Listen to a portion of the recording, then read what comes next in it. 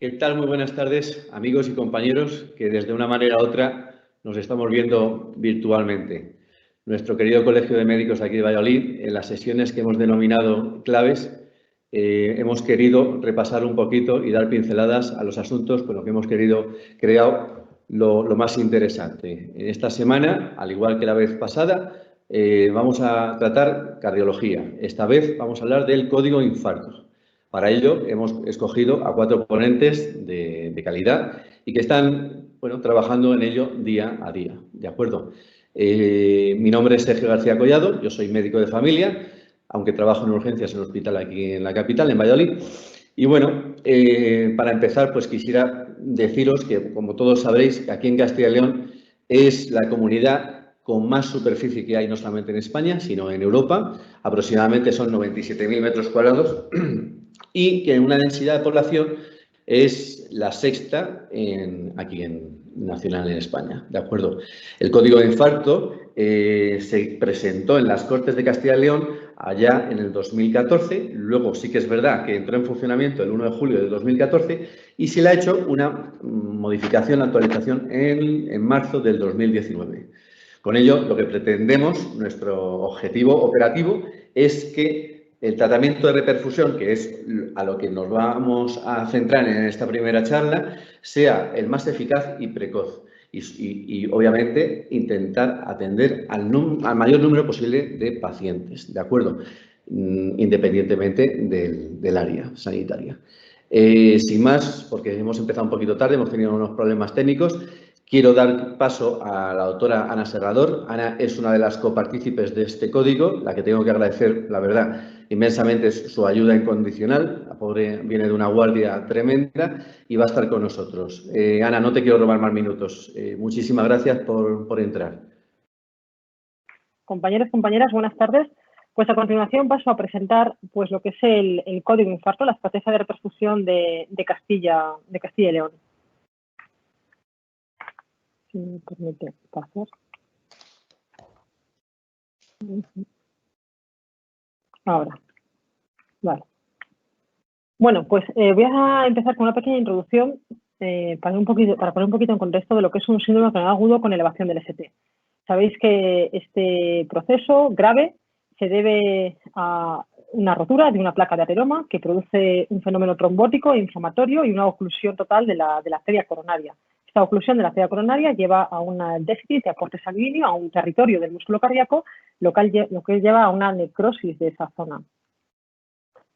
En cuanto a los criterios diagnósticos, no hace falta ser una analítica. El criterio diagnóstico para un infarto es la clínica del paciente con un electrocardiograma compatible y, por supuesto, hay que atender a las formas típicas de presentación, pero también a las presentaciones atípicas, como son mayores de 75 años, mujeres, diabéticos, pacientes dementes, o incluso muchas veces el dolor no es la típica presión torácica, sino que es un dolor localizado en el epigástrico, en la mandíbula, en la nuca o en la región interescapular.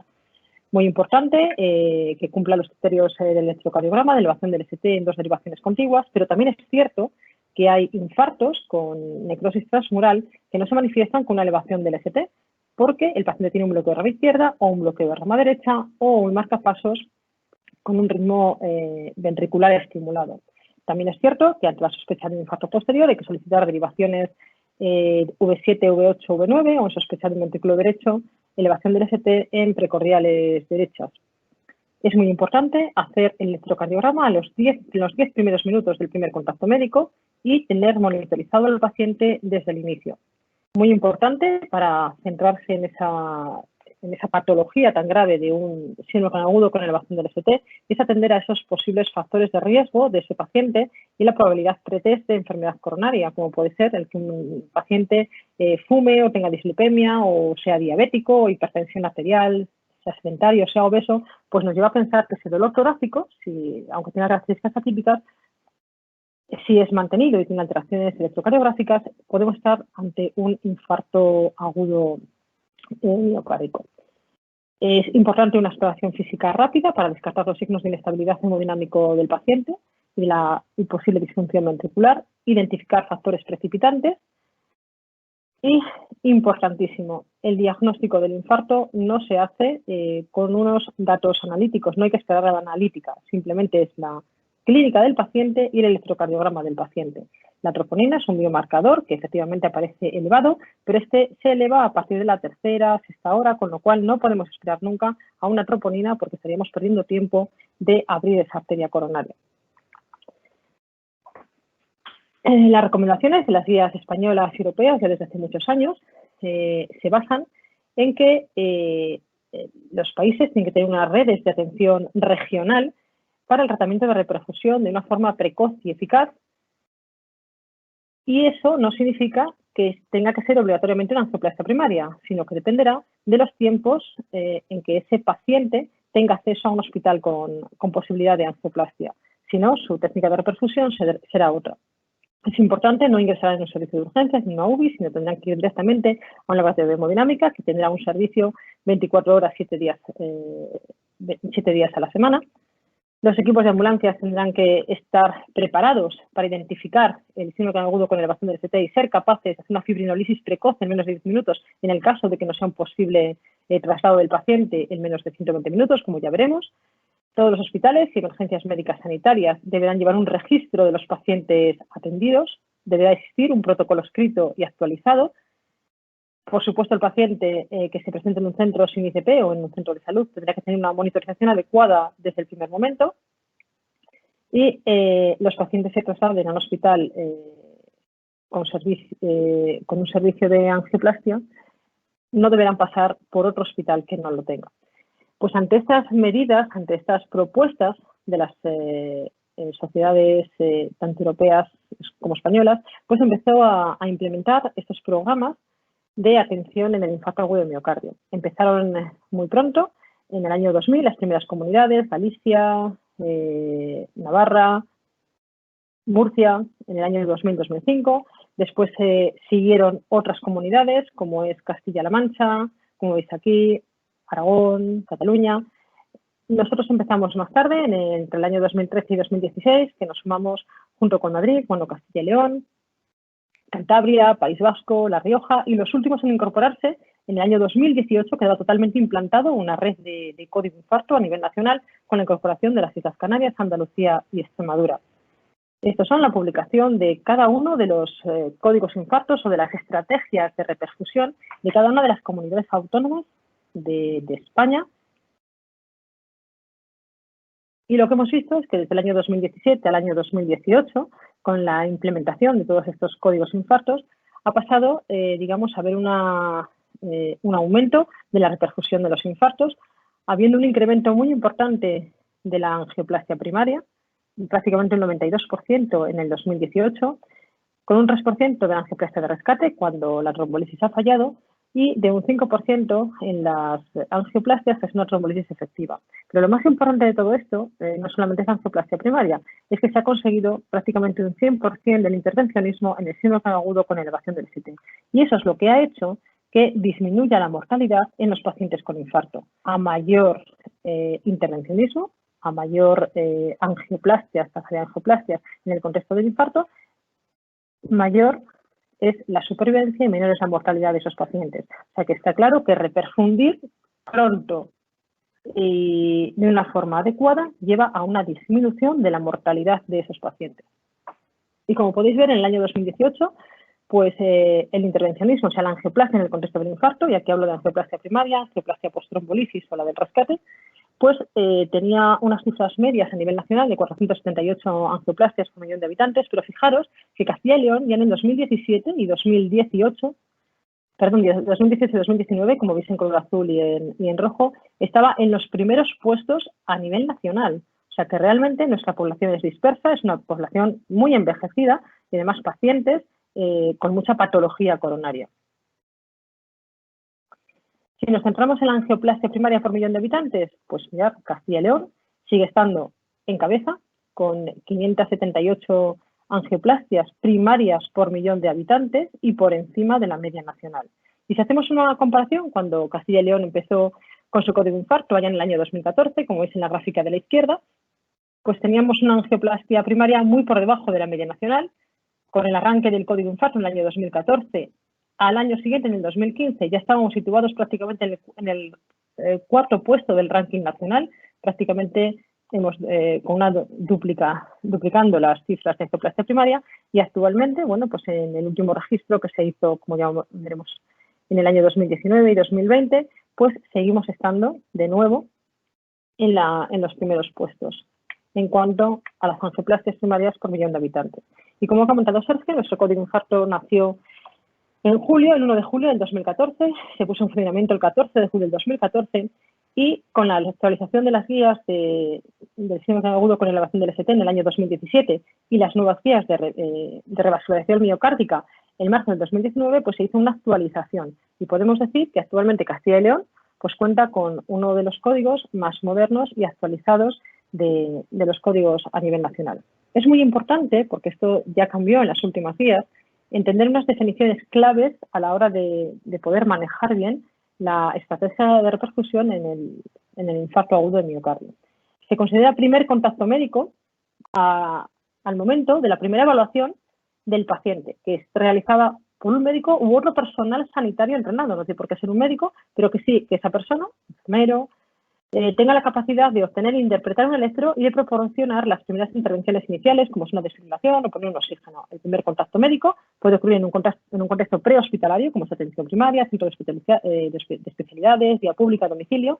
Se gestiona a través de emergencias sanitarias, pero también este primer contacto puede ocurrir en un centro hospitalario y puede ocurrir que ese hospital tenga o no laboratorio de hemodinámica.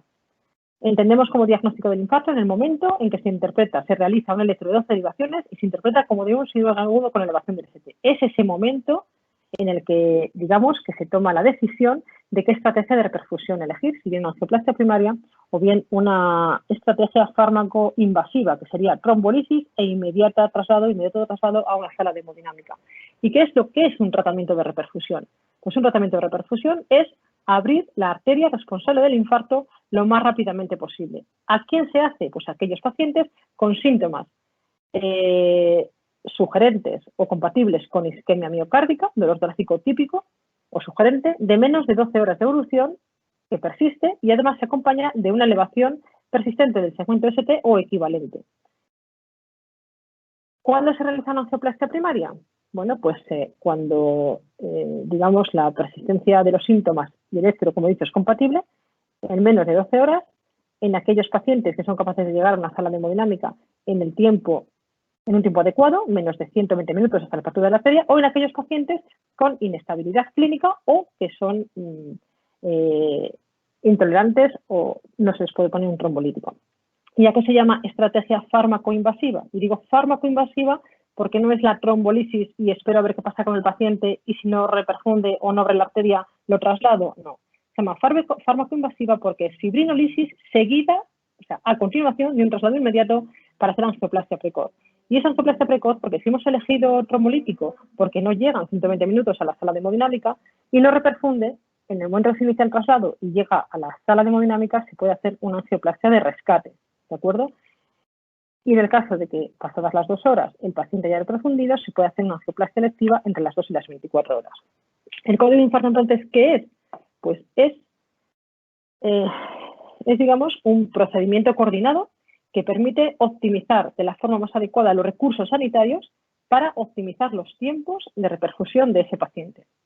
¿Quién es el responsable del código de infarto? Es la primera persona, el primer médico, la primera que identifica o que diagnostica ese infarto y que, por lo tanto, tiene la capacidad de elegir la estrategia de reperfusión ayudada siempre y en contacto con el centro coordinador de urgencias. ¿De acuerdo?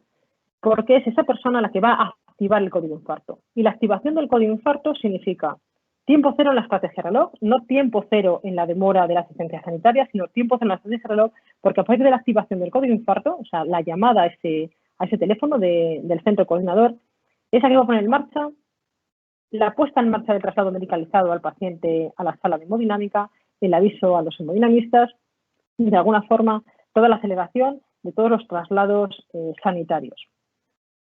¿Y con qué recursos asistenciales contamos en Castilla y León? Pues como ha dicho mi compañero Sergio, es verdad que estamos ante una comunidad muy extensa, es la más extensa a nivel nacional. Está poblada, pero al ser tan extensa, pues tiene una población muy dispersa. Y contamos pues, con 14 hospitales, 248 centros de salud y hay 4 provincias con sala de hemodinámica, que son Burgos, León, Salamanca y Valladolid. Una sala Burgos y 2 León, Salamanca y Valladolid. Valladolid cuenta con una sala más, con 2 y media. En cuanto a los recursos esenciales, pues bueno, dado que estamos dentro del Colegio de Valladolid, y me voy a centrar un poquito en los recursos de Valladolid, porque también queremos, bueno, pues que el código infarto mejore también en la población en la que nosotros vivimos, pues las UMES, que son las unidades médicas medicalizadas, o sea, con médico y enfermero dentro de la unidad, hay 4 en Valladolid. El helicóptero ya no existe en Valladolid, solamente está en León, Burgos y Salamanca. Las unidades de soporte vital básico, contamos con 14 en Valladolid, pero estas unidades solo tienen técnico, sanitario y conductor, no servirían para traslado de COVID infarto. Y luego lo que se llama los traslados intrahospitalarios, traslados emergentes intrahospitalarios, que Valladolid cuenta con 2. Y además estos tienen 30 minutos, digamos, de reclutamiento del personal y se comportan como UMES, tiene el médico y tiene el enfermero. ¿Cuáles son los objetivos fundamentales de un código infarto, de una estrategia de reperfusión? Pues es disminuir la mortalidad. Y promover una equidad del tratamiento del infarto de miocardio a una población extensa. Y procurar que ese tratamiento sea eficaz y que sea precoz. Teniendo en cuenta que se hace en pacientes sintomáticos de menos de 12 horas de evolución o aquellos que pasadas 12 horas siguen sintomáticos, mientras las 12 y 48 horas sí persisten los síntomas.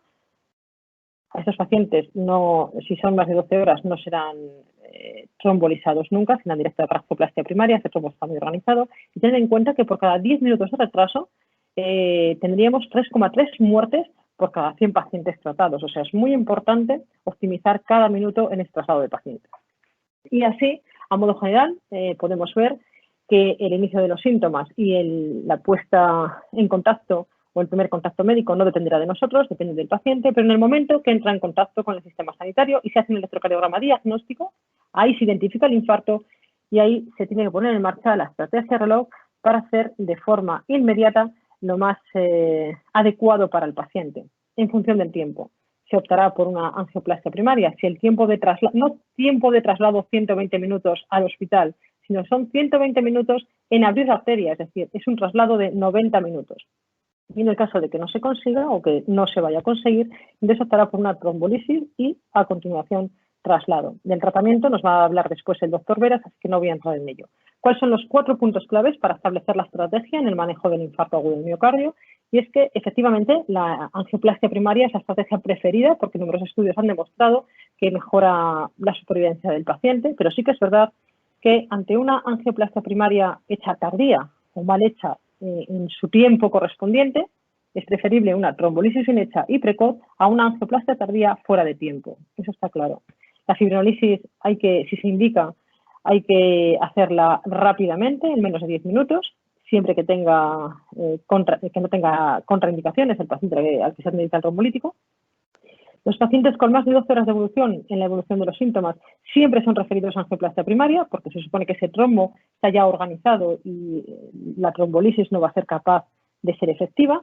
Y en todos los casos el transporte a un hospital con hemodinámica se debe realizar lo antes posible y sin pasar por unidades intermedias como son los servicios de urgencias o las UBIs o demás.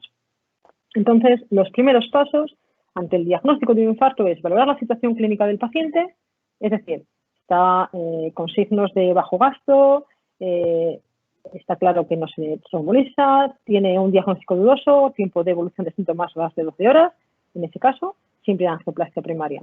Si el traslado al hospital con hemodinámica es de más de 90 minutos, 120 a la apertura de la arteria, si es más, también se contempla la trombolisis y en el caso de que sea menos, sería el traslado a un hospital con hemodinámica. Tenemos entonces 4 vías de entrada, según donde esté el primer contacto médico del paciente. El atendido por un equipo de emergencias sanitarias, es decir, que estaría en la vía pública, en domicilio, en atención primaria o en cualquier consultorio. El atendido por la atención primaria, efectivamente, el atendido por unos centros hospitalarios sin angioplastia primaria y un hospital con angioplastia primaria. Aquí tenemos las 4 vías de entrada. Veis que, menos en la primera, que el inicio de los síntomas, el paciente está en la calle y llama a emergencias sanitarias. El tiempo que tarda en emergencias sanitarias en llegar al paciente se considera una demora del SEM, o sea, de emergencias médicas sanitarias. Siempre el diagnóstico y el electro se debe hacer en menos de 10 minutos, ¿vale? Y a continuación, o sea, sin más demora, sin más dilación, en el momento que se ve esa elevación del FT, se activa el código de infarto, que significa llamar al centro coordinador de urgencias, porque es junto con el centro coordinador donde se debe de elegir la estrategia de reperfusión. Si el centro coordinador no me da una ambulancia, una forma de traslado para llegar al hospital con hemodinámica en menos de 90 minutos, pues a lo mejor me tengo que plantear otra opción de tratamiento, como es la trombolisis y traslado inmediato, ¿de acuerdo? O sea, hay que tener siempre en cuenta los recursos asistenciales de traslado del paciente que nos ofrece emergencias sanitarias, que son los que tienen las unidades móviles. En el caso de que los síntomas, de que el paciente se presente en un centro, en un hospital que no tiene capacidad de angioplastia, pues es verdad que lo mismo, o sea, desde urgencias, no pasará a UCI, no hará el ingreso en urgencias, sino que esté rápidamente, después del electro, se activará el código de infarto llamando al centro coordinador y con los recursos y las unidades médicas de transporte se decidirá la terapia de reperfusión de ese paciente. Más de 120 minutos, trombolítico y traslado urgente para angioplastia. Y el trombolítico aplicado siempre en menos de 10 minutos desde el diagnóstico, o sea, desde que se ha tomado esa estrategia, la decisión de esa estrategia. Es menos de 120 minutos, pues irá a angioplastia primaria. A continuación, las diapositivas muestran cada uno de los pasos detallados de los 4 puntos de entrada, pero por aquí voy a pasar rápidamente porque de aquí nos va a hablar más adelante en la tercera charla y la vía, lo mismo que por atención primaria. En el caso de presentarse el primer contacto médico en un hospital sin hemodinámica, pues tenemos a la doctora Susana que nos habla también de esta vía, con lo cual lo voy a pasar para no repetirnos. Y en el caso del primer contacto médico, sea pues un centro con hemodinámica, pues aquí ya no hablamos de tiempos de 120 minutos, sino que el tiempo hasta conseguir el paso de guía debe de ser de 60 minutos, un tiempo menor. Hay un circuito de retorno. En el momento que el paciente se hace la angioplastia, si hay desaparición de síntomas, estabilidad hemodinámica, no hay arritmias y no hay complicaciones ni sangrado, se devuelve a su hospital de referencia. Y ahora bien, estamos haciendo bien en Castilla y León. En el 2019, un minuto, entonces voy a pasar rápido, se hizo un grupo de trabajo para ver realmente cómo funcionaban las redes de reperfusión a nivel nacional. Se hizo un protocolo online en el que se rellenaron todas las variables que hemos estado viendo de las vías de entrada y participaron 83 centros con 5.240 pacientes. En Castilla y León, pues bueno, pues las características clínicas basales pues no distaban de cualquier paciente con infarto, o sea, pacientes hipertensos, diabéticos y demás, pero sí que vimos que en Castilla y León la principal vía de entrada de los pacientes con código fue el hospital sin hemodinámica o un centro de salud en un 50,2%, emergencias en el 32% de los pacientes y en el hospital con código infarto en un 17,5% de los pacientes.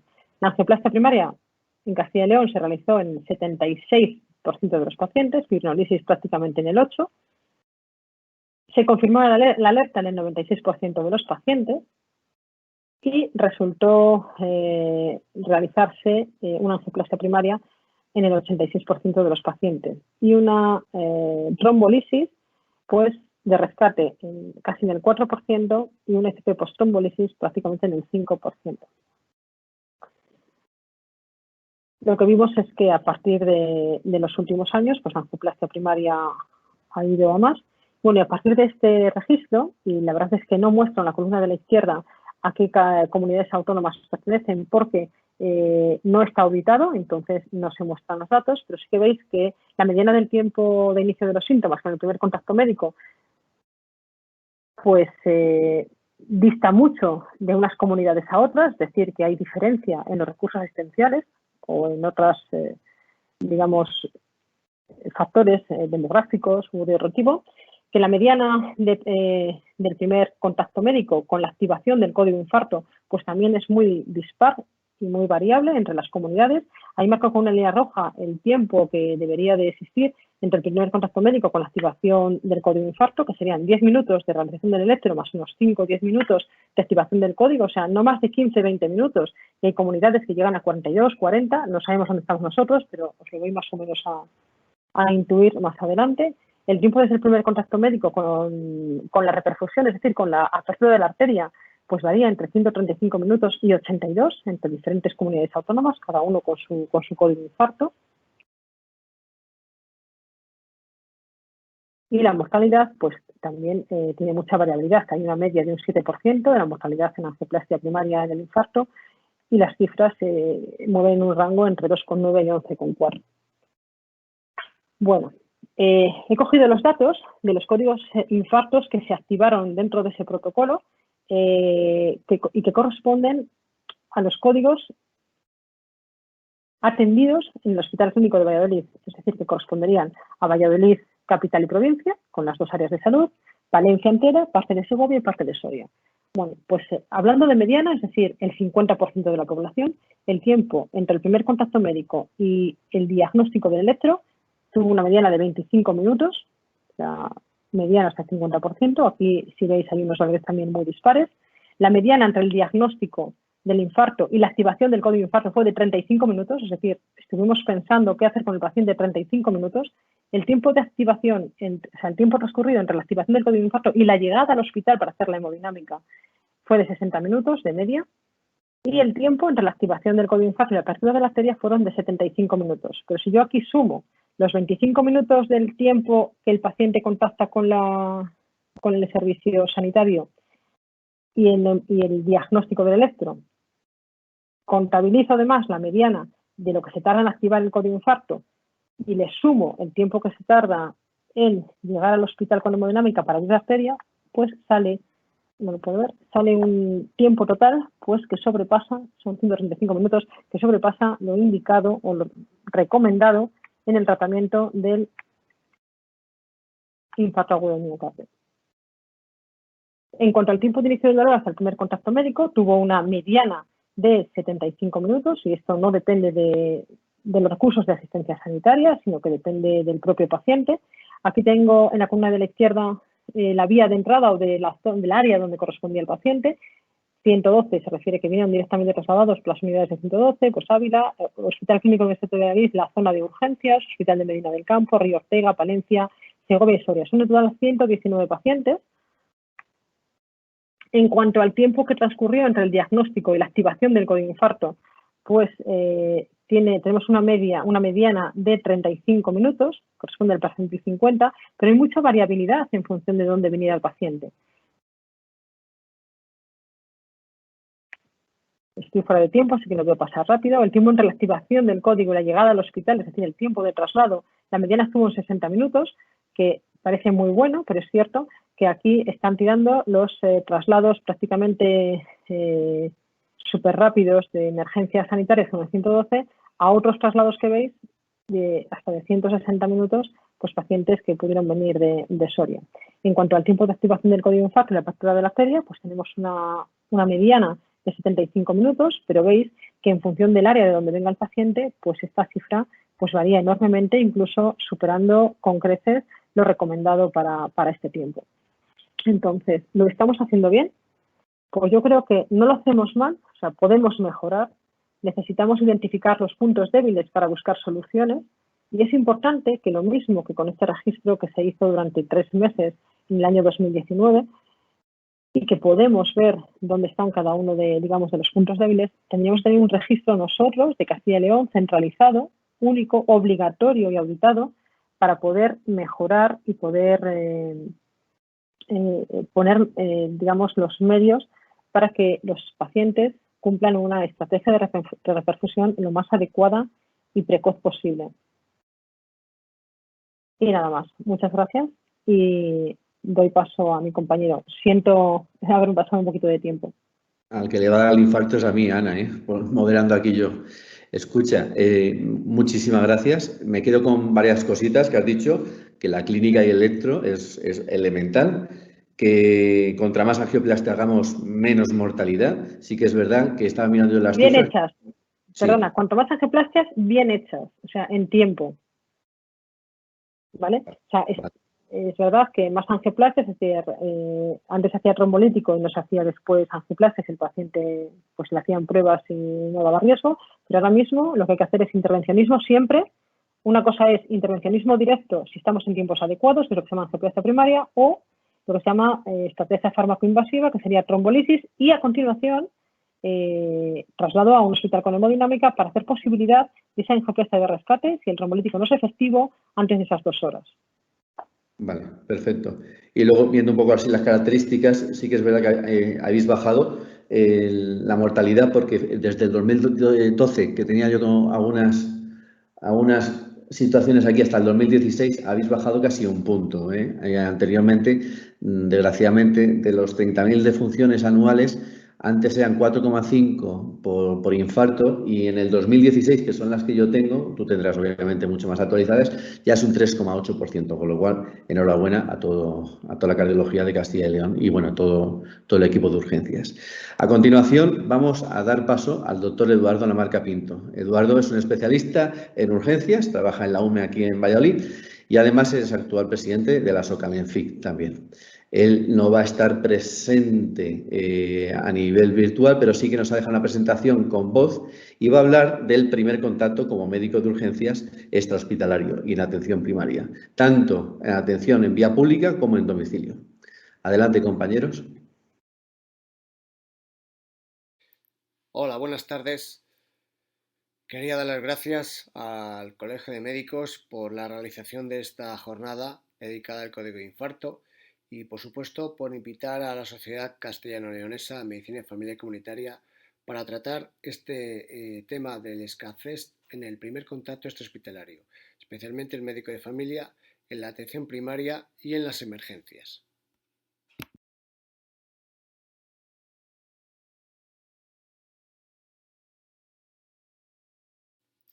Soy Eduardo Lamarca, especialista en Medicina Familia Comunitaria y pertenezco a la Sociedad Castellano-Leonesa de Medicina Familia y Comunitaria. Pertenezco también al grupo de urgencias y trabajo en el ámbito de la emergencia extrahospitalaria.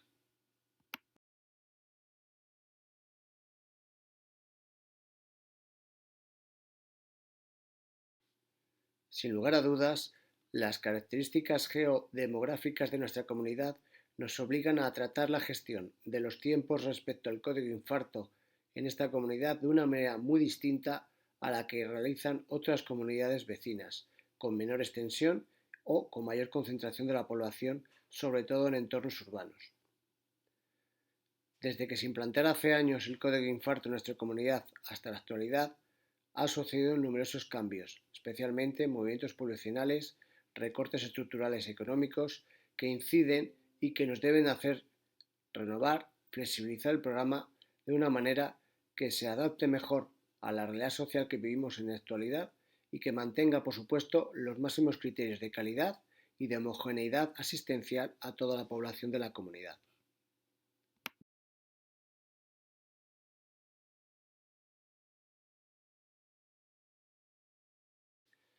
Puesto que es extrahospitalariamente donde detectamos la mayor parte de la patología coronaria, es trascendente la inversión, el incremento económico en esta área, tanto en la dotación adecuada con dispositivos diagnósticos, teleelectrocardiografía, ecografía, analizadores enzimáticos, terapias de reperfusión, en el entorno de atención primaria como en las emergencias, así aumentando también los medios móviles asistenciales con dispositivos adecuados a la atención in situ y para la activación del código de infarto, tanto dispositivos de traslado medicalizados como enfermerizados, tanto terrestres como aéreos, y en este segundo caso ampliando su cobertura de acción también al horario nocturno. Es este asunto pendiente, a diferencia de otras comunidades limítrofes de características similares que sí que lo tienen desarrollado desde hace años. Hay que hacer especial hincapié en aquellas provincias con una gran concentración de población, como puede ser Burgos con 4 unidades medicalizadas o Valladolid capital con 3,5, pero también hay que incidir en aquellas otras provincias alejadas pero deficitarias, por ejemplo Segovia, con una única unidad solamente, pero cuyo centro hospital de referencia para ICP se encuentra alejado.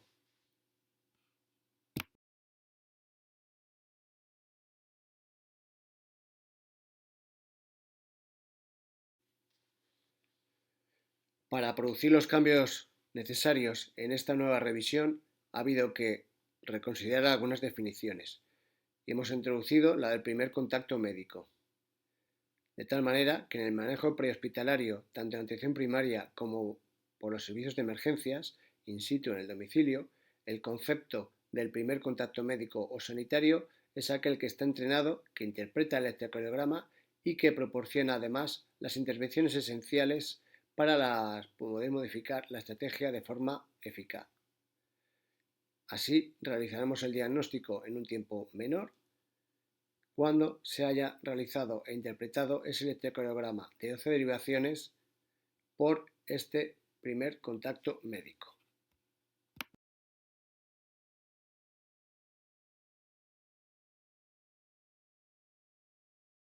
Otra de las definiciones es el tiempo cero del reloj de la estrategia. Este concepto, el tiempo cero en la estrategia, lo va a dar el facultativo con capacidad de decidir la estrategia de reperfusión que se va a aplicar al paciente en función de las circunstancias y por medio del centro coordinador.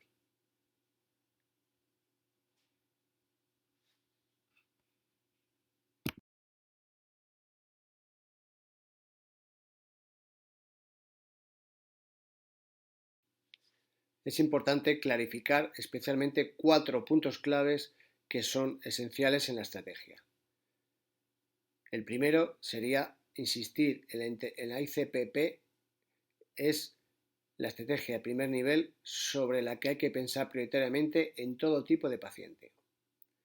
El segundo punto clave, ante la situación de demora superior a más de 2 horas, si no existen contraindicaciones, los riesgos de aumentar la lesión cardíaca con las secuelas asociadas si no hacemos un tratamiento trombolítico son mayores que la espera.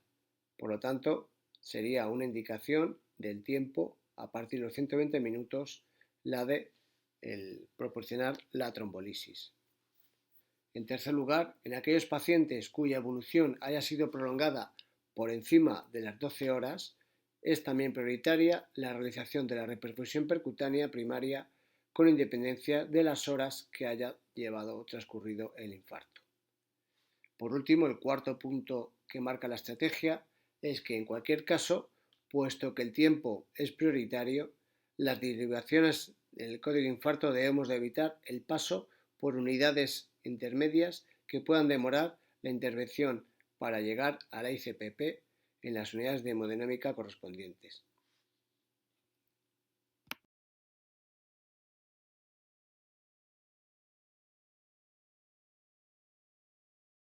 Por lo tanto, los medios, los recursos y la estrategia está enfocada, en este caso, para que cuando tengamos al paciente diagnosticado fuera del hospital, la estrategia debe de paliar al máximo o de minimizar los tiempos de retraso debidos bien al paciente o bien debidos al sistema en su origen extrahospitalario.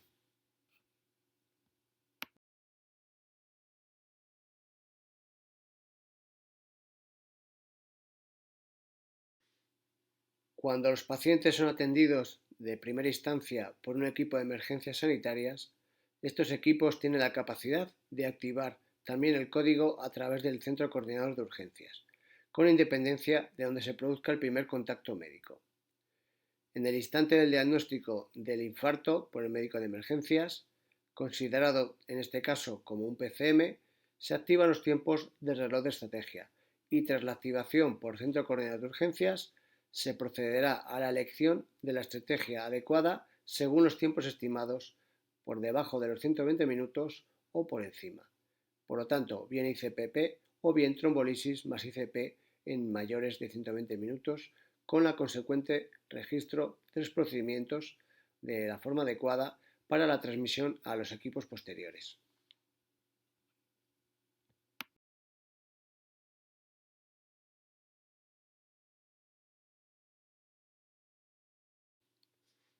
Cuando el paciente es atendido por un equipo de forma directa de atención primaria, la activación será iniciada por este médico de familia en este entorno. Seguirá el mismo procedimiento tras el diagnóstico electrocardiográfico, activación por el centro coordinador de urgencias. Según los tiempos y los recursos de transporte disponibles, se decidirá el traslado por el servicio de emergencias medicalizado o bien la medicalización de un dispositivo de soporte vital básico con el profesional de atención primaria que atiende al paciente. De esta manera, el traslado deberá realizarse al hospital con capacidad de ICPP que corresponda para evitar las demoras como precisábamos en las diapositivas anteriores. También habrá que guardar un registro adecuado a través del centro coordinador y se coordinará con el preaviso de tiempos estimados en el traslado y las estrategias elegidas para que la unidad hemodinámica tenga conocimiento de las mismas.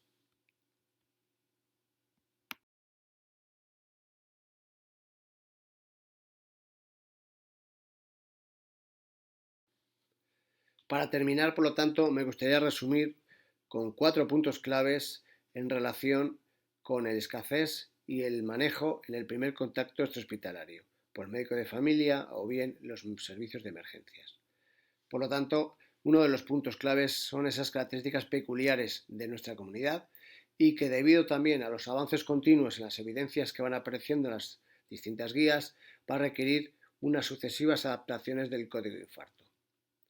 En segundo lugar, que el objetivo final es conseguir el máximo nivel de calidad asistencial para el síndrome coronario y de forma homogénea en todo nuestro territorio. En tercer lugar, reducir el retraso es el otro punto clave dentro del sistema prehospitalario, pero eso va a precisar aumentar y la inversión en medios, aumentar personal, implementar traslados también por unidades de soporte vital avanzado enfermerizados quizás, recursos móviles terrestres, aéreos con posibilidad de transporte nocturno, educación comunitaria. Y como cuarto punto relevante a resaltar sería mejorar la comunicación tras recibir estos pacientes los tratamientos de ICPP o bien fibrinolisis entre las unidades de hemodinámica con las unidades o con los centros de atención primaria y con los servicios de emergencia, de tal manera que se fomente un trabajo en equipo que ayude a aumentar la motivación de estas unidades, la implicación, que facilite la investigación con objeto también de aumentar y ser capaces de innovar para mejorar la calidad asistencial de los pacientes.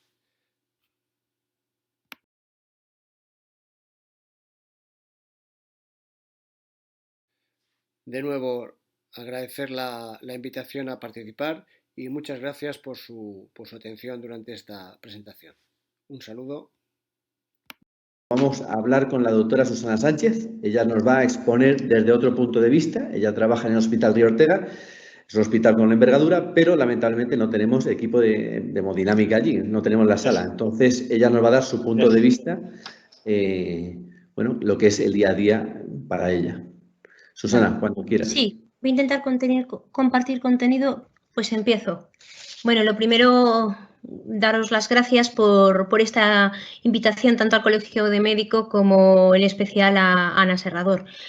Yo, como bien habéis dicho, trabajo en el servicio de urgencias del Hospital Universitario Río Ortega, aquí en Valladolid, pero es un hospital que no tiene sala de hemodinámica. Entonces, los hospitales como el nuestro, yo creo que tiene de peculiaridades. Muchas diapositivas pueden parecer o son muy similares a las de Ana, pero con el matiz que voy a dar desde el punto de vista de donde yo trabajo. A ver, ahora. La atención al paciente con síndrome coronario agudo con elevación del ST. Un momentito, por favor, que se me han pasado las diapositivas. Ahora, incluso el diagnóstico y el tratamiento, ya se ha mencionado, comienza desde el primer contacto médico. Por lo tanto, es necesario un plan organizado para responder al denominado código infarto y poder reducir tiempos de asistencia. Para nosotros es muy importante, las guías del 2017 dan en el modo de presentación de los pacientes, cómo se presentan tanto a través del sistema de emergencias, en un centro de salud, en un centro con nosotros, en un centro sin ICP, y los componentes del tiempo de la isquemia. Los retrasos en el tratamiento es un indicador de calidad asistencial bastante, bueno, o debería de ser, digo, bastante fácil de cuantificar en el infarto agudo de miocardio con elevación del ST y debería poder registrarse en todos los sistemas pacientes. Las guías, además, también nos dan los tiempos, como se ve en la diapositiva, máximo de espera según la selección de la estrategia de reperfusión para los pacientes, en este caso, que acuden a un hospital en el cual no hay posibilidad de ICP. El primer contacto médico es el momento de la primera evaluación del paciente, que es realizada por médico o no médico, pero personal sanitario entrenado, y que tiene capacidad de dos cosas: obtener e interpretar el electro y proporcionar intervenciones iniciales adecuadas, como puede ser acercar a un desfibrilador. Y esto nos incluye a los hospitales que no tenemos intervención coronaria percutánea. El primer contacto médico debería comenzar en el triaje. ¿Por qué va un paciente a un hospital en el que no hay ICP? Pues porque el paciente a veces viene por sus propios medios. En otras ocasiones el paciente viene en un soporte vital básico, como vamos a ver en unos casos clínicos que voy a poner al final de la exposición. Y a veces el paciente viene en un soporte vital avanzado y entonces ese primer contacto médico no debería de tener lugar en la sala de triaje, que es una sala específica, que la veremos ahora, sino en la unidad de vigilancia críticos. El paciente debería de pasar directamente ahí. Os recuerdo que en Castilla y León el triaje se realiza mediante el denominado SET, Sistema Español de Triaje.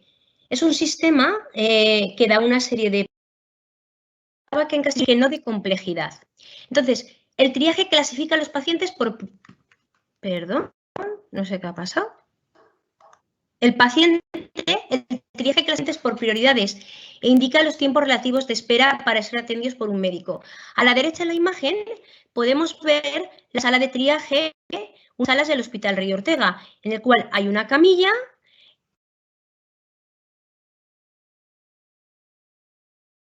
Ahí, de la izquierda, podemos ver la pantalla de triaje cuando la entrada es por dolor torácico. En el momento en que se interpreta el electro de derivaciones como infarto agudo de miocardio es cuando se hace el diagnóstico de síndrome coronario agudo con elevación del ST o infarto agudo de miocardio. Y ahí empieza la estrategia o el tiempo cero de la estrategia de reperfusión. El triaje está realizado por personal de enfermería que está formado y cualificado, y en el triaje, como es un triaje avanzado, estructurado, a la vez que se toman constantes, se realiza el electro de derivaciones, produciéndose en ese momento el posible diagnóstico de infarto, porque es simultáneo. Se realiza el electro y se avisa al adjunto correspondiente para que lo valore, a la vez que lo hace la enfermera. Las guías marcan el tiempo empleado desde el primer contacto médico hasta la realización e interpretación del electro, una demora máxima de 10 minutos, no más de 10 minutos. A partir del diagnóstico, a partir de que está elevado, comienza el tiempo cero del reloj de la estrategia. Y es el facultativo, con capacidad para decidir la estrategia de reperfusión, el que marca el tiempo cero. Es decir, elevación del ST, comienza el tiempo cero de la estrategia de reperfusión. Pero mientras se activa el reloj de la estrategia, no olvidemos que estamos en un hospital que no tiene sala de hemodinámica. Por lo tanto, el paciente tras el diagnóstico debe pasar a una zona que esté monitorizado y vigilado, que como bien ha dicho Ana, no es que pase a una unidad de cuidados intermedios, no es que pase a una unidad de intensivos, es que pasa a una zona de la urgencia en la cual si hay que desfibrilar se pueda hacer en esos momentos. Esa es la imagen de nuestra sala de vigilancia que está pegando al triaje, de manera que el paciente en la camilla pasa de una zona a otra de manera automática. La activación del reloj de la estrategia la activa el responsable del código infarto. ¿Cómo? Con una llamada al CCU. De manera que se va a poner en marcha el traslado medicalizado eligiendo la estrategia de reperfusión en el menor tiempo posible. La estrategia de reperfusión puede ser o intervención percutánea, como ya se ha dicho, o bien fibrinolisis. ¿Va a depender de qué? Va a depender del tiempo, sobre todo. Nosotros hay 4 entradas en el circuito de atención al paciente, estamos en aquellos centros que están atendidos y que no tenemos capacidad de ICP. Aquí cobran mucha importancia los tiempos. La estrategia preferida siempre es la ICP, evidentemente, pero debe priorizarse para todos los pacientes, pero no siempre es la elegida en nuestros pacientes. Es decir, la fibrinolisis debe de indicarse ante un tiempo de demora mayor de 120 minutos y ausencia de contraindicaciones. En todos los casos, el transporte a centros con unidad hemodinámica debe de realizarse lo antes posible, evitando el paso por unidades intermedias. Por eso el paciente se queda en urgencias monitorizado, correctamente monitorizado. Cuando se ve el electro con una elevación del ST y se activa el código infarto, en cada centro debe existir un protocolo interno que sea quien decida, o en el protocolo debe de exponerse quien decide comenzar o activar el reloj, la hora cero del tiempo de reloj. Los primeros pasos siempre son electro, vemos la situación clínica del paciente, vemos el tiempo de demora esperado, si es mayor de 120 minutos, si es menor, de 120 minutos, se puede trasladar al centro de unidad hemodinámica y si es mayor de 120 minutos hay que ver si hay contraindicaciones, si hay un diagnóstico dudoso y el tiempo de evolución de los síntomas. Y en función de eso, actuar. No olvidemos que estamos en un centro que no tiene unidad hemodinámica, con lo cual hay que contar también con el tiempo adicional desde el diagnóstico al traslado al hospital con unidad hemodinámica, que efectivamente variará de unos hospitales a otros según la localización de los mismos. Mientras tanto, mientras esperamos que lleguen a recoger al paciente, el paciente tiene que estar perfectamente monitorizado, cerca de un desfibrilador, con una vía venosa periférica. Si podemos, sin que suponga un retraso en la reperfusión, sacamos analítica con sus marcadores, oxigenoterapia si es necesario y todo el tratamiento antianginoso analgésico para lograr un confort del paciente y comenzar las primeras medidas terapéuticas. Es más, estamos esperando a que lleguen por el paciente al traslado. Tendremos que comenzar la doble antiagregación y también la anticoagulación. No voy a hablar de ello porque se va a hablar más adelante. Por lo tanto, en los centros hospitalarios que no tenemos capacidad de intervención coronaria percutánea, tras el primer contacto médico y el electrodiagnóstico de infarto en sus respectivos servicios de urgencias, se debe seguir un protocolo interno consensuado con el responsable de código de infarto en su centro. En nuestro caso particular, en este caso el Hospital Rey Ortega, el responsable del código infarto es la unidad de cuidados intensivos. Entonces, estamos coordinados con el protocolo. En el momento que yo veo ese electro, se avisa inmediatamente a la unidad de cuidados intensivos y entre ambos se comienza toda la activación con el centro coordinador, perfectamente coordinados y consensuado. Es importante que el tiempo transcurrido desde el momento cero hasta el paso de la guía, la demora máxima sea de menos de 120 minutos para escoger la estrategia. Pero, como estamos en un centro sin capacidad de intervención percutánea, esta demora, por lo general, debe ser inferior a 90 minutos. Porque tenemos un tiempo, que es el tiempo DIDO, que es el tiempo que transcurre desde la llegada del paciente a un hospital sin ECP hasta el traslado a un centro medicalizado con ICP menor de 30 minutos. Esta diapositiva es en concreto la capacidad o cómo lo hacemos los que no tenemos ICP. Primer contacto médico, hay que registrar el inicio de los síntomas del paciente, pero es cuando el paciente entra en el triaje, se realiza el electro en menos de 10 minutos y en esos momentos la persona que ve el electro activa el código infarto. A partir de ahí comienza la estrategia de reloj y en la parte inferior derecha vemos la importancia que tienen la recogida de los tiempos, como lo señala la estrategia de reperfusión de la Junta de Castilla y León. Me parece importante ilustrar con unos casos clínicos cuál es la realidad.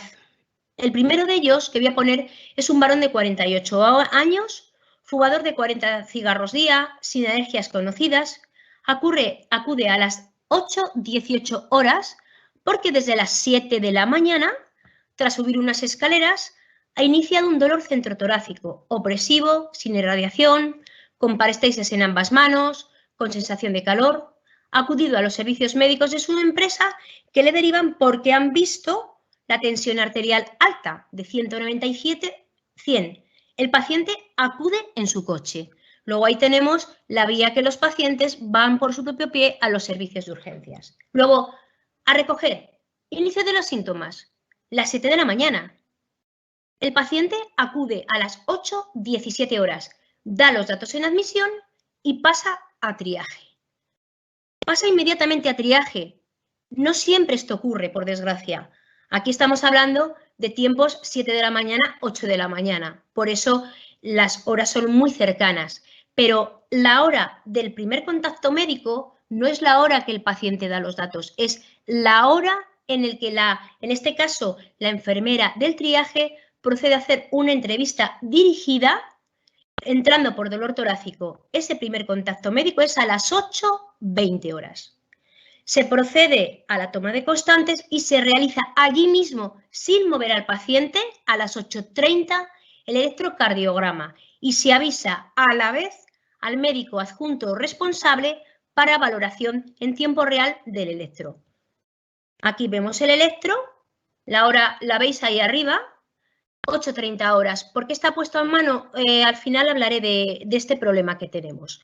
Luego, a continuación, a las 8:46 figura en la historia clínica la activación del código infarto. A las 9:04 minutos está solicitada la UBI móvil para trasladar al centro y a las 9:09 es la hora de cierre de la historia.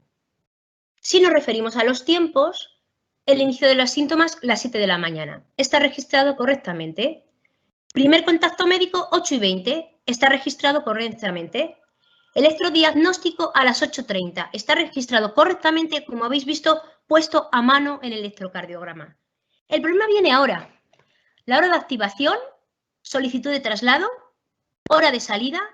Es decir, como no hay un sistema de registro específico, todo esto se va haciendo en tiempo real, pero muchas veces escribimos en la historia clínica a posteriori de ver al paciente. Por lo tanto, estos tiempos los pongo interrogante. La hora de salida es la hora en la que se cierra la historia clínica, el Jimena, y se imprime para cuando se lleven al paciente. Pero no quiere decir que sea la hora en la que llega en este caso el soporte vital avanzado para proceder al traslado del paciente, en nuestro caso al Hospital Clínico Universitario. Otro caso, una mujer de 52 años, hipertensa, sin alergias, acude en un soporte vital básico por un dolor de características coronarias, aproximadamente de una media hora de evolución. Hora de llegada al hospital, 9:24 horas en un soporte vital básico. Hora de triaje, 9:30 horas, que es la hora del primer contacto médico. Hora del electro, 9:31, porque lo pone arriba, a mano. Pero fijaos, la hora de activación del código infarto la pongo en interrogante, las 9:56, es la hora que figura escrito. Hora de cierre de la historia, las 9:58. No sabemos en este caso la hora de solicitud del traslado porque no figura escrito a mano. En el año pasado, o sea, durante la pandemia, esta diapositiva, recogí con una estudiante de sexto de medicina, hicimos un trabajo fin de grado para intentar ver en los síndromes coronarios agudos los retrasos que se habían producido. Me ha parecido interesante exponer esto porque nosotros solo pudimos acceder a estos tiempos y la media, la verdad es que un poquito como lo que decía Ana, lo que mostraba en las diapositivas, desde el inicio de dolor hasta que el paciente contactaba, primer contacto médico, llegaban a pasar hasta 3 horas. Y desde el primer contacto médico hasta la realización del electro daba una media de 20 minutos, lo cual se aleja mucho de los tiempos deseados para reperfundir al paciente. Para concluir, mis conclusiones no son conclusiones, son propuestas. Desde el triaje, en el momento del primer contacto médico, debería de haber unas alertas especiales para todos los procesos tiempos dependientes, en este caso código infarto, pero es la misma importancia el código ictus, el código sepsis, el código politrauma, el código parada, etcétera. ¿Para qué? A lo mejor en la historia clínica del paciente, en el Jimena, en este caso, todos nos movemos con Jimena, debería de dar la alerta específica. Es necesario un sistema de registro que esté integrado en la historia clínica del paciente. Así no se nos olvida, así podemos apuntarlo. Sería como una especie de checklist.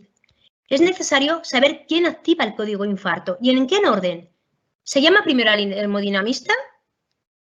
¿O primero se llama al CCU? ¿O se hace todo a la vez? Son propuestas que dejo aquí en el aire. Es necesario la existencia de un protocolo interno de actuación en cada centro, conocer quién o quiénes son los responsables. Necesario registrar todos los tiempos, habéis visto que faltaban tiempos. Necesario además que los responsables realicen revisiones de los procedimientos y de los tiempos, si no, no tenemos capacidad de mejora, porque podemos creer que lo estábamos haciendo bien. Y es necesario la integración e información por parte de todos los que intervienen en el proceso con una revisión constante de lo mismo. Y yo, sin más, he terminado. Muchísimas gracias. A ti. Aquí. Oye, nada, transmite a todo tu equipo en el Hospital de Ortega. Mi enhorabuena. Nada, me quedo efectivamente con toda la integración de todos los actores que están envueltos en este proceso. Y a ver si con esa ayudita podemos bajar todos los tiempos. Bueno, pues nada, siguiendo con toda la ponencia, vamos a seguir con el doctor Carlos Vera. Carlos Veras es un médico interno residente del Departamento de Cardiología del Hospital Clínico Universitario de Valladolid y nos va a hablar sobre tratamiento antiagregante y anticoagulante. Carlos, como creo que hay muchos médicos de atención primaria, danos unos tips también para ver qué podemos nosotros hacer cuando nos encontramos con la primera actitud, ¿de acuerdo? Muy bien, ¿se me escucha? Sí, perfectamente. Te dejo. Esa es la presentación, se ve, ¿no? Sí. Muy bien, pues nada, mi nombre es Carlos Veras, yo soy residente de cardiología de quinto año del Hospital Clínico de Valladolid y voy a hablar del tratamiento antiagregante y anticoagulante en el síndrome coronario agudo con elevación del ST, donde a diferencia del síndrome coronario agudo sin elevación del ST no hay tanta controversia. Ese es el índice de contenido de la presentación. A modo de introducción, bueno, sabemos que la cardiopatía isquémica sigue siendo la principal causa de muerte a nivel mundial, aunque en las últimas décadas sí que hemos visto una reducción de la morbimortalidad relacionada al infarto, eso principalmente por el tratamiento de reperfusión. La incidencia con elevación del ST disminuye, mientras que la sin elevación del ST continúa aumentando. También los pacientes que sufren un coronario agudo con elevación del ST son distintos, suelen ser pacientes más jóvenes, pacientes con distintos factores de riesgo cardiovascular, sobre todo el tabaquismo, hipertensos o diabéticos, mientras que los sin elevación suelen ser pacientes más añosos, que ya han tenido eventos coronarios previos, que tienen enfermedad arterial periférica, etc. Y bueno, ahí vemos de qué depende la mortalidad en el síndrome coronario con elevación del ST. Yo me voy a enfocar en la estrategia del tratamiento en cuanto al tratamiento antiagregante y anticoagulante. En cuanto al tratamiento antiagregante, lo voy a dividir así, antiagregante y anticoagulante, varía según el método de reperfusión que se pretenda llevar a cabo, si es fibrinolisis o si en cambio es una angioplasia primaria lo que se va a hacer. Varía sobre todo en cuanto a la dosis y en cuanto al segundo antiagregante que se va a utilizar. Sin ninguna duda, siempre hay que darle aspirina a todos los pacientes desde que se diagnostica un síndrome coronario agudo con elevación del ST. Esa es la dosis habitual que se suele utilizar, es entre 150 y 300 miligramos, que es la dosis de carga. Si el paciente no puede tragar, porque es un paciente que esté en edema agudo de pulmón o que está en shock, se puede utilizar la vía endovenosa haciendo la dosis la mitad, entre 75 y 150 miligramos. Eso porque la biodisponibilidad de la aspirina es de aproximadamente un 50%. ¿En qué se basa dar aspirina a todos los pacientes? Bueno, la verdad es que tiene un nivel de evidencia muy bueno, pero el estudio es bastante antiguo. Es un estudio donde se comparó el placebo versus la aspirina y la streptokinasa en pacientes que sufrían un infarto agudo de miocardio. Y sí que se demostró, obviamente, que hubo disminución de la mortalidad en los pacientes que recibían streptokinasa, que era el fibrinolítico que se utilizaba en ese tiempo, y la aspirina. En cuanto al segundo antiagregante, también, sin ninguna duda, desde que se diagnostica un síndrome coronario agudo con elevación del ST, se debe administrar un segundo antiagregante plaquetario, siempre, preferiblemente, un inhibidor del P2Y12, ya sea ticagrelor, prasugrel, o en pacientes que tienen contraindicación para el ticagrelor o el prasugrel, dar clopidogrel. También en los pacientes que reciben fibrinolisis, como voy a comentar más adelante. Y la evidencia para utilizar esos fármacos, la verdad es que es muy buena. Están los dos estudios, tanto el Tritón como el Plato para el prasugrel y el ticagrelor respectivamente. Vemos aquí que las guías pues son bastante claras, ¿no? Un nivel de evidencia 1A en cuanto a que se debe administrar el segundo antiagregante plaquetario tan pronto como se diagnostica un síndrome coronario agudo con elevación del ST. ¿Cuándo no se debe dar un segundo antiagregante? Cuando la sospecha clínica no sea clara, cuando no estamos seguros de que el paciente esté sufriendo un síndrome coronario agudo con elevación del ST. Hay electros que son difíciles de interpretar, que no estamos seguros si cumplen criterios de síndrome coronario agudo con elevación del ST. A todos nos ha pasado. Pues en esos pacientes, a lo mejor se puede esperar hasta que un médico mejor cualificado el diagnóstico se haga más claro, porque hay pacientes que luego, al principio, no tienen tanta elevación del ST y el diagnóstico no está muy claro, pero luego, al pasar el tiempo, desarrollan una elevación muy clara del segmento ST. Ese probablemente sea el único inciso donde no se debería administrar de manera inmediata un segundo antiagregante. Aquí vemos cuáles son las dosis, que viene muy claro en las guías que se debe utilizar en cuanto al prasugrel. No debe haber confusión. El prasugrel, a diferencia del sin elevación del ST, donde nos dicen que debemos primero conocer la anatomía coronaria antes de administrarlo, con elevación no es así. Se debe administrar inmediatamente el paciente sea diagnosticado de un síndrome coronario agudo con elevación del ST. La dosis de carga es de 60 miligramos y luego la dosis de mantenimiento es de 10.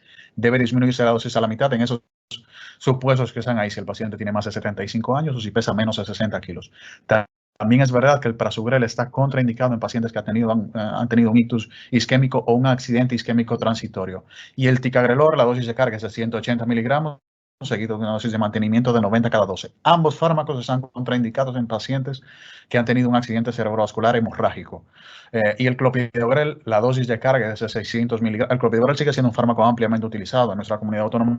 También se utiliza mucho. La dosis de carga es de 600 miligramos y la dosis de mantenimiento es de 75. Esto en el contexto de un paciente que va a ser sometido a angioplasia primaria, porque en el paciente que va a ser sometido a fibrinolisis las dosis son diferentes. Y obviamente el que se utiliza es el clopidogrel. Esos son los estudios. Arriba el Tritón y abajo el Plato. ¿Y en qué momento deben administrarse? Yo creo que, bueno, sigo un poco enfático en eso, lo más rápido posible. No se debe esperar a que un paciente llegue a la sala de hemodinámica para administrar el segundo antiagregante. Se debe administrar inmediatamente el paciente, tengas el electro en la mano y veas que tiene un síndrome coronario agudo con elevación del segmento ST. Eso es un estudio comparativo que, bueno, ha sido muy interesante, comparando el ticagrelor versus el prasugrel, que bueno, es el estudio ISAR-REACT 5, donde los pacientes con síndrome coronario agudo con elevación del ST, la verdad es que estuvieron muy bien representados y bueno, se demostró una ligera reducción tanto de mortalidad como de eventos isquémicos recurrentes con el prasugrel frente al ticagrelor. Aún así, ambas opciones son válidas, tanto el ticagrelor como el prasugrel en el contexto del síndrome coronario agudo con elevación del ST. ¿Existe alguna alternativa al ticagrelor y al prasugrel? La verdad es que sí, que la hay. Es el cangrelor. El cangrelor es un inhibidor muy potente del receptor P2Y12 que se administra por vía endovenosa. Que en el contexto del síndrome coronario agudo se han hecho 3 estudios, el estudio Champion, y sí que demostró disminuir los eventos isquémicos periprocedimiento, obviamente a expensas de un aumento de la tasa de sangrado. Lo que pasa es que ese fármaco es muy caro. No lo tenemos disponible en nuestra comunidad autónoma, por lo tanto no es aplicable a nuestra población. Y los pacientes con síndrome coronario agudo con elevación del ST, la verdad es que se vieron infrarrepresentados en este estudio, solamente un 18%, por lo cual no es muy aplicable para el coronario agudo con elevación del ST. Pero bueno, es una alternativa que está ahí que yo creo que en algún momento vamos a tener. En cuanto a la terapia anticoagulante, no me voy a detener en la fisiopatología del infarto. Ya la doctora Serrador en la primera presentación habló más o menos de ello, pero bueno, es importante saber que todo paciente, además de estar antiagregado, debe estar también correctamente anticoagulado en un paciente que sufra un infarto. Los anticoagulantes se clasifican en 3, es una clasificación muy sencilla, que son las heparinas, los inhibidores directos de la trombina, la lepirudina o ipirudina, y la vivalirudina, que es el único que se ha estudiado en el contexto del infarto. Y luego están los inhibidores directos del factor ISAB. Tenemos una heparina sintética, que es el fondaparinux, que en el contexto del infarto agudo de miocardio con elevación del ST no está indicado porque aumenta la tasa de trombosis del stent. Las guías de práctica clínica siguen recomendando el uso de heparina no fraccionada, principalmente por la amplia experiencia del fármaco, además de que es un fármaco bastante barato y tiene una particularidad también frente a la heparina no fraccionada, y es que podemos medir de manera relativamente fiable el efecto que tiene mediante principalmente el TTPA, ¿no? A diferencia de la enoxaparina, que aunque se puede medir también su efecto, es más difícil, no siempre está disponible y también depende de las características del paciente qué tan fiable sea el test. Aún así, hay un estudio, bastante antiguo, pero que fue muy grande, que fue el ATOL, en base a lo que se recomienda el uso de la heparina no fraccionada, de la enoxaparina frente a la heparina no fraccionada. Lo que pasa es que este estudio es tan antiguo que no representa adecuadamente lo que hacemos hoy en la práctica clínica diaria. ¿A qué me refiero? A que muchísimos pacientes de ese estudio se les hizo el cateterismo por vía femoral, a que un 80%, de los pacientes a los que se le aplicaba enoxaparina también se les inhibía con un inhibidor de la glucoproteína 2B3A. Eso no lo hacemos ya de manera rutinaria. Ningún paciente debería llegar de manera rutinaria con un inhibidor de la glucoproteína 2B3A. Y a que la mayoría de los pacientes, el segundo antiagregante que se utilizaba en ese estudio era el clopidogrel. Por eso vemos aquí que las guías lo que recomiendan es el uso rutinario de la heparina no fraccionada en pacientes a los que se le diagnostica un infarto. El momento de administrar la heparina sódica es muy variable. Generalmente lo que se hace es que se administra antes del cateterismo cardíaco, a una dosis entre 70 y 100 unidades por kilo de peso. Pero vemos ahí que la enoxaparina, la verdad es que es raro, porque el ATOL fue un estudio randomizado, pero el nivel de evidencia es 2A. La enoxaparina, la dosis, cuando se utiliza enoxaparina en el contexto con elevación del ST, la dosis es de 0,5 miligramos por kilo de peso. Y la vivalirudina, ¿en qué contexto se debería usar vivalirudina? Yo creo que principalmente se debe quedar el mensaje de que se debe utilizar en pacientes en los que se sospeche o que tengan alto riesgo de desarrollar una trombocitopenia inducida por heparina, lo cual es muy difícil saberlo, y además uno no se va a poner a estar viendo a ver si un paciente ha tenido una trombocitopenia inducida por heparina o tiene riesgo de desarrollarla en el contexto de un infarto, que es una situación de gravedad y de altísima mortalidad. El tratamiento antitrombótico en la fibrinolisis, todo lo que he comentado anteriormente es en el contexto de la angioplasia primaria. En la fibrinolisis es un poco distinto. Sabemos que nuestra comunidad autónoma, como han dicho anteriormente, es bastante amplia y todavía se sigue haciendo fibrinolisis en muchos pacientes. La fibrinolisis es un tratamiento que ha demostrado disminuir mortalidad, sobre todo en las primeras 2 o 3 horas desde el inicio de los síntomas, y cuando no se puede llevar a un paciente a un centro donde haya angioplasia primaria dentro de los primeros 120 minutos luego de diagnosticado un infarto. Entonces, ¿cómo se debe antiagregar y anticoagular un paciente que va a ser sometido a fibrinolisis? La aspirina no cambia, la aspirina es igual. Se recomienda el tratamiento oral con aspirina o IV en caso de que el paciente no pueda tragar, pero el segundo antiagregante debe ser el clopidogrel. Ahora voy a poner la dosis que se debe utilizar. Aún así, es importante saber que aunque se utilice clopidogrel, luego de las 24 o 48 horas de que el paciente reciba el clopidogrel, se puede cambiar a un segundo antiagregante potente luego de realizar la fibrinolisis. Lo que pasa es que esto no aplica a los médicos que se dedican, por ejemplo, a la emergencia sanitaria, porque ellos luego no ven a ese paciente pasadas las 48 horas del infarto. Ese paciente generalmente o está en una unidad coronaria o está en una planta de hospitalización. Pero bueno, me parece interesante que lo sepan. La enoxaparina, en el contexto de la fibrinolisis, la verdad es que se recomienda. Lo que pasa es que seguimos prefiriendo utilizar la heparina no fraccionada. ¿Por qué? Porque principalmente su efecto es un poco más predecible que el de la enoxaparina y porque podemos medir muy fácilmente el efecto de la heparina no fraccionada a diferencia de la enoxaparina. Por eso, a pesar de que la evidencia de la enoxaparina es mejor, se sigue utilizando heparina no fraccionada. vemos ahí una pequeña recomendación en la guía, y es el único caso donde se puede utilizar fondaparinux. En el paciente que tiene un infarto con elevación del ST, es un paciente que es fibrinolizado con streptokinasa. Pero no utilizamos streptokinasa nunca. Cuando fibrinolizamos un paciente, lo fibrinolizamos con un fibrinolítico fibrina específico, el TNK, la tenecteplasa, que es lo que se utiliza, que es lo que utilizamos habitualmente.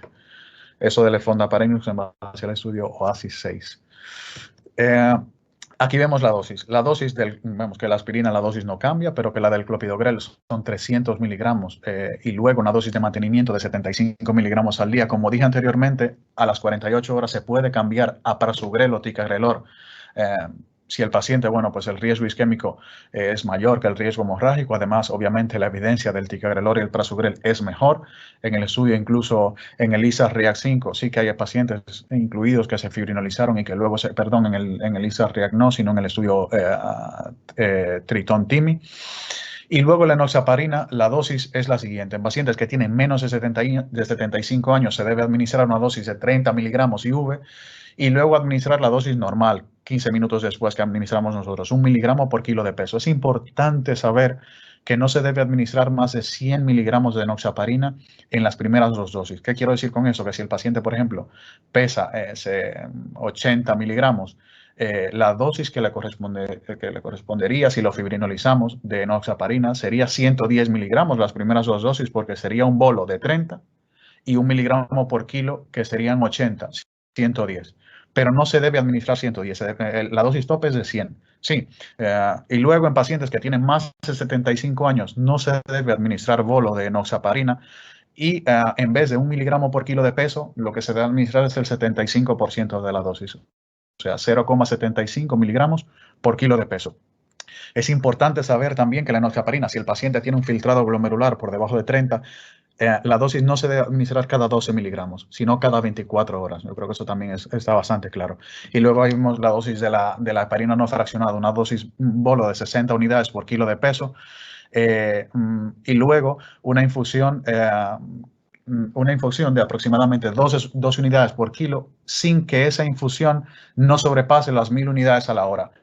Es importante también saber, bueno, ahí lo vemos en las guías, que que lo que se recomienda es un target de TTPA de entre 50 y 70, pero de nuevo, eso, tanto al médico de atención primaria que recibe al paciente en la urgencia, como al médico de emergencia sanitaria que lleva el paciente a un centro donde se realiza angioplasia primaria, pues no le sirve de mucho, porque de lo que se encarga principalmente es de atender al paciente en el momento inicial, hacer el diagnóstico y ya coordinado junto con el cardiólogo y con el centro coordinador, pues decidir qué tipo de tratamiento se va a realizar.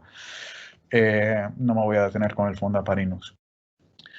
Y en cuanto al tratamiento antitrombótico al alta, es importante saber que a pesar de que las guías van cambiando cada vez y hay una tendencia a disminuir el tiempo que el paciente dura doblemente antiagregado, eso a los cardiólogos no nos gusta mucho, lo de ir acortando el tiempo de tratamiento antitrombótico, porque nos fijamos mucho en las complicaciones trombóticas que tienen los pacientes, la trombosis del stent, el reinfarto, pero realmente muchos pacientes sangran, muchos pacientes hacen sangrado digestivo, muchos pacientes hacen sangrado, bueno, no muchos hacen sangrado intracraneal, pero es una complicación hemorrágica fatal y por lo tanto hay que tenerlo en cuenta. Y lo que hacemos es utilizar esta escala, que es el Precise DAPT, que lo que hace es que calcula el riesgo hemorrágico que puede tener un paciente al año luego de tener una terapia doble antiagregante. Si ese score es igual o mayor a 25, que tome en cuenta 5 variables y que se puede calcular fácilmente con una aplicación que tiene el mismo Precise, el paciente, bueno, pues se debe valorar suspender el segundo antiagregante a los 6 meses. Eso es importante, bueno, también para el médico, por ejemplo, de atención primaria que está en la consulta y que recibe un paciente luego de haber tenido un infarto, pues es importante saberlo. Lo que pasa es que también hay que tomar en cuenta el riesgo trombótico, es verdad. Si es un paciente, por ejemplo, que ha sido una angioplasia muy compleja, qué sé yo, una técnica bifurcada, o que le revascularizaron el último vaso que tenía patente, o es un paciente que con una oclusión crónica que siempre tiene más riesgo de trombosis, pues esos pacientes a lo mejor no conviene acortar el tratamiento antiagregante a 6 meses. Y luego hay pacientes con alto riesgo isquémico, por ejemplo, el diabético, el enfermo renal con enfermedad renal grave, el paciente que por las características del cateterismo tiene un alto riesgo trombótico, que si le ha puesto, por ejemplo, muchos stents, o que la longitud del stent sea muy larga, o que es una técnica bifurcada, en fin, esos pacientes son de alto riesgo isquémico. En esos pacientes, si el riesgo hemorrágico es bajo, se puede hacer lo contrario que comenté antes, y es prolongar el segundo antiagregante durante aproximadamente 2 años. Esto en base a un estudio que se llama el Pegasus, en el que se utilizó el ticagrelor a una dosis no de 90 cada 12 como se utiliza normalmente, sino de 60 miligramos cada 12. Y sí que hubo una disminución de eventos isquémicos en esos pacientes. O sea que es una opción válida lo de prolongar el segundo antiagregante durante más de un año si el paciente tiene un riesgo isquémico alto. Y una cosa muy frecuente que vemos en la práctica clínica diaria, ¿qué pasa si el paciente tiene indicación de anticoagulación? ¿Qué sé yo? Si un paciente con un infarto que también tiene fibrilación auricular. Eso es muy frecuente, o que ha tenido un TEP y está anticoagulado. Esos pacientes, pues hay que balancear el riesgo isquémico versus el riesgo hemorrágico, ¿no? Siempre se recomienda utilizar un anticoagulante oral, un nuevo anticoagulante oral, da igual cuál anticoagulante oral sea, rivaroxaban, edoxaban, cual que sea, apixaban o dabigatran, siempre y cuando no haya una contraindicación. Sabemos que la contraindicación para los NACOS es que el paciente sea portador de una prótesis mecánica, no importa la posición, que tenga estenosis mitral moderada severa o una enfermedad renal crónica severa. Generalmente un filtrado menor a 15, bueno, depende del anticoagulante que se utilice. Y esto en base a múltiples estudios donde ya se han utilizado los NACOS con un inhibidor del receptor P2Y12. ¿Cuál es ese receptor del P2Y12? El clopidogrel. El clopidogrel es el que se ha utilizado en todos ellos. Todos esos estudios, el Redual, el Pioneer, el Entrust y el Augustus, son con NACOS, menos el primero que ven ahí, que es el WOST, donde se utilizó la warfarina. Nosotros no tenemos warfarina en nuestro medio, lo que utilizamos es el Sindrom, pero son fármacos muy similares. Esta es la guía de fibrilación auricular, donde, bueno, más o menos se habla de qué es lo que se debe hacer con un paciente que tiene un síndrome coronario agudo y que también tiene fibrilación auricular. Y vemos que si el riesgo de trombosis es baja, riesgo de trombosis bajo son esos pacientes que no tienen las características que comenté anteriormente, se puede... una cosa importante antes de decir eso es que todos los pacientes que tienen un síndrome coronario agudo y que también tienen fibrilación auricular deben recibir triple terapia al menos una semana. Triple terapia es adiro, clopidogrel y un anticoagulante. El anticoagulante preferiblemente un NACO. A dosis plenas, no siempre y cuando el riesgo hemorrágico sea bajo. No, por ejemplo, dabigatran a dosis de 110, sino dabigatran a dosis de 150, apixaban a dosis de 5 cada 12. En fin.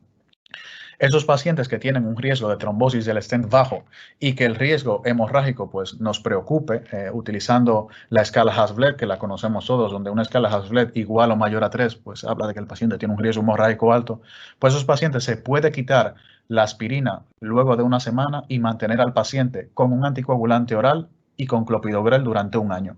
Y luego retirar el clopidogrel y mantener solamente el anticoagulante oral.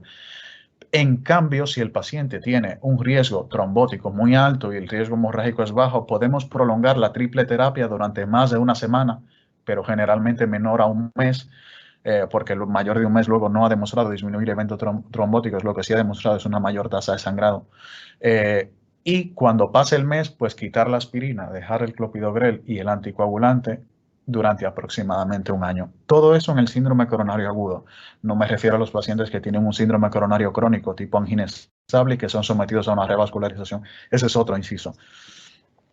Y como conclusiones, yo creo que es importante saber que se debe administrar un tratamiento antiagregante y anticoagulante de manera inmediata a todos los pacientes. Yo sé que hay dudas en el síndrome coronario agudo sin elevación del ST en cuanto a si administrarlo de manera precoz o no. En el con elevación está claro. Hay que administrar adiro y un segundo antiagregante, inmediatamente se conoce el diagnóstico, ya sea ticagrelor o prasugrel, en pacientes que no puedan tomar alguno de esos dos, clopidogrel. No existe suficiente evidencia que avale el uso del ticagrelor versus el prasugrel en el contexto del coronario agudo con elevación del ST. Ambas son opciones válidas. Yo diría inclusive que se puede administrar aquel fármaco con el que el médico que en ese momento ve el paciente se sienta más familiarizado, qué sé yo, en ese momento con la dosis, puede pasar ticagrelor 180 o prasugrel 60 miligramos, son solamente dos fármacos que aprender la dosis es muy fácil. Es importante saber también las contraindicaciones para utilizar esos fármacos en la práctica clínica diaria, porque hay muchos pacientes que no pueden tomar prasugrel o ticagrelor, ya sea que han tenido un ACV hemorrágico, que es contraindicación para los dos. Anticoagulantes orales que, bueno, que se prefiere en ese caso el uso de clopidogrel, como he comentado anteriormente. En el paciente que se fibrinoliza, recordemos que no se debe utilizar ticagrelor o prasugrel, sino clopidogrel, aunque luego se puede cambiar. Y en pacientes que tienen enfermedad hepática moderada o grave. Y saber que la farmacoterapia periprocedimiento es un pilar fundamental para el tratamiento de esos pacientes. O sea, muchas veces el éxito o el fracaso del paciente en hemodinámica en cuanto a la revascularización percutánea depende de que un paciente llegue correctamente pretratado, correctamente antiagregado y correctamente anticoagulado. Y hasta aquí mi presentación. Muchas gracias por su atención. A ti, doctor Veras, muchísimas gracias, la verdad. Nada, yo creo que a mí por lo menos me ha disipado muchísimas dudas y por lo menos ya sé la pauta que tengo que seguir con un posinfartado también durante por lo menos los primeros 6 meses hasta el año. La primera pregunta que os quiero lanzar a todos vosotros, bueno, sobre todo, si piensan que hace falta, nos pregunta Pedro, si piensa que hace falta más recursos asistenciales avanzados en gerencia de emergencias. Claro. Esto a lo mejor estaría indicado para que el doctor Lamarca lo respondiera. No sé si el doctor Lamarca ahora en estos momentos está en la audiencia, pero no me parece. La segunda pregunta que nos dicen es que ¿qué isocronia de actuación deberíamos de tener en estos medios avanzados? Tampoco. Bueno, vamos a hacer una pregunta yo para la doctora Serrador. Ana, por favor, el orden de llamada tras ver el electrocardiograma con los criterios de escasez, ¿nos lo puedes un momento decir para que tengamos ya bien preciso lo que tenemos que hacer? Sí, es una pregunta que ha lanzado la doctora Sánchez al final de la presentación y la verdad es que es muy importante tener claro esto. Es importantísimo que nada más que se vea el electro con elevación del ST, se active al centro coordinador. Es al primero que hay que llamar porque es el que tiene los recursos asistenciales. Es más, la estrategia de reperfusión deberá de ser tomada cuando nada más que se vea el electro, o sea, en 5 minutos se llame al centro coordinador y diga: tengo un infarto, quiero trasladarlo inmediatamente al clínico de Valladolid para hacer angioplastia primaria. Como he dicho antes, los traslados intrahospitalarios se hacen con unidades que no son las UMES, aunque se comportan como UMES, pero pertenecen a una red de ambulancias concertadas y que Valladolid para toda la provincia solamente tiene 2 unidades. Si esas 2 unidades de transporte interhospitalario en ese momento están ocupadas y se cierra ahí pidiendo una ambulancia para el traslado del paciente, podemos estar 2 horas con el paciente en urgencias bien monitorizado esperando la ambulancia y presentarse en el clínico de Valladolid, o sea, a 1,5 kilómetros o a 3,5 kilómetros más allá, con 2 horas de retraso, cuando el de Palencia ha llegado antes. Entonces, lo primero que se activa antes de hacer el informe, antes de hacer nada, es al centro coordinador, porque en esa media que tú has puesto, Susana, de activación del código de infarto, 40 minutos más tarde, la media que yo he sacado de vuestras activaciones de esos 3 meses del registro fue una mediana de 35 minutos para vuestro hospital, con una media de 48 minutos. Eso significa que desde que se diagnosticó el infarto con el electrocardiograma hasta que se llamó al centro coordinador, pasaron una media de 48 minutos, una mediana de 35. Si se hubiera llamado en ese momento al centro coordinador, esas ambulancias de traslado interhospitalario que tienen 30 minutos de reclutamiento de su personal, que es la pena, que es un traslado secundario, hubiera dado tiempo, en ese momento que se ha perdido en activar el código de infarto, en otros sitios se tarda más, pues se hubiera dado tiempo a llegar a esa unidad medicalizada y en ese tiempo haber hecho el infarto, haber hecho el informe, haber hecho muchas cosas. Y en media hora, el tiempo DIDO, porque el tiempo DIDO que has marcado es door in, door out, que significa tiempo es el tiempo que pasa desde que el paciente entra por la puerta del hospital sin hemodinámica hasta que entra por la puerta del hospital con hemodinámica. O sea, ese es el tiempo DIDO. O sea, ahí entra primer contacto médico, realización del electro y salida del hospital hacia el otro hospital con hemodinámica. Si perdemos tiempo en apretar ese botón rojo de activación al centro coordinador, no podremos poner en marcha ese traslado tan importante para estos pacientes que el tiempo es oro. Otra cosa es que cuando el centro coordinador se activa desde atención primaria, todavía es mayor la rapidez, porque cuando un médico de atención primaria, y sé que estáis muchos escuchando, ve un infarto con elevación del ST, lo primero que hay que hacer es llamar al centro coordinador, porque lo primero que hace el centro coordinador es mandar una UME que no tiene periodo de reclutamiento. En 15 minutos la UME está allí. Confirma el electro y según los recursos que haya, o sea, si esa UME se puede trasladar directamente a la unidad de hemodinámica del clínico, lo va a hacer inmediatamente, o sea, en un tiempo muy rápido. De hecho, los mejores tiempos corresponden a los pacientes, digamos, cuya puerta de entrada ha sido emergencias sanitarias. Entonces, ¿cuándo llamo al hemodinamista? ¿Cuándo llamo al centro receptor, al responsable del código infarto de otro hospital? Bueno, pues cuando haya hecho los deberes de activar el centro coordinador, que es el que tiene los recursos de traslado. Entonces, ese tiempo que perdemos en activar el código infarto, en llamar al centro coordinador, es el que tenemos que reducir. Porque el traslado ahora mismo entre nuestros dos hospitales, Susana, a veces es enorme. Y entonces, si tenemos que asumir un traslado secundario de unos recursos que ahora mismo, pues a lo mejor, respondiendo a la pregunta que hacía Pedro, ¿hay que aumentar los recursos? Hombre, yo diría sí, siempre. Cuanto más recursos, mejor. Más calidad asistencial, por supuesto. Más gasto. Pero primero hay que optimizar los que tenemos. Si tenemos 2 ambulancias, las podemos activar cuanto antes, esos 30 minutos que tardan en reclutarse, los hemos ganado con el tiempo que hemos perdido en activar el código, en llamar al centro coordinador. Luego queremos llamar al médico, a la unidad de hemodinámica o al cardiólogo del clínico que tiene el busca, le llamamos y le contamos todos los antecedentes y el informe que voy a hacer y el Jimena. También quiero aprovechar para deciros que este código de infarto que se aceptó, además con la actual consejera, porque aunque es verdad que se gestó con el anterior consejero, pero este código de infarto, esta actualización, está hecha ya con la doctora Verónica Casado, pues ha tenido un periodo durmiente, que es el periodo COVID, y que no se ha podido dar su difusión. Sí que se hizo una implementación y una difusión en toda emergencia sanitaria, o sea, todos tienen su protocolo emergencias sanitarias, pero claro, ellos lo están haciendo bien, o sea, lo están haciendo bien en cuanto a que cuando ven a un paciente en vía pública lo trasladan directamente a la unidad de hemodinámica del clínico, no lo llevan a Río Ortega. Saben perfectamente que no tienen que parar en el servicio de urgencias. Pero sí que es verdad que desde hace un mes, y esto está confirmado con la gerencia de emergencias sanitarias, ya se está otra vez retomando el tema del código infarto. Se está haciendo ya un registro que en principio va a ser una hoja clínica, pero se está también trabajando en un registro online, que lo hemos hablado antes, en un registro online donde sea único y donde todos podemos meter datos. Tardará un poquito más, pero no hablo de muchos meses, hablo de menos, ¿vale? Y que esto se va a retomar, ¿de acuerdo? Pero eso es muy importante. Lo primero, activar el centro coordinador, porque además el centro coordinador también va a llamar a la unidad de hemodinámica, nos va a confirmar esa llamada. Y nada más, eso que quería decir. Y muchas gracias por tu presentación, Susana. Bueno, muchas gracias, Ana. Efectivamente, cuando te lees el código, te lo lees detenidamente y piensas en tu día a día lo que estás haciendo, dices, uy, es que estoy perdiendo tiempo. No, me puse a registrar todos los síndromes coronarios agudos que había habido durante estos últimos meses, desde diciembre para acá. Y hay muchos tiempos que me ha sido imposible sacar, por lo que te digo, porque no hay una hoja de registro como tal. Sí que está avisado la unidad de hemodinámica del hospital clínico, pero no hay un registro de avisado el centro coordinador, que sería lo suyo. A lo mejor tener todo controlado. Sí. Pues esa hoja con esos tiempos está ya.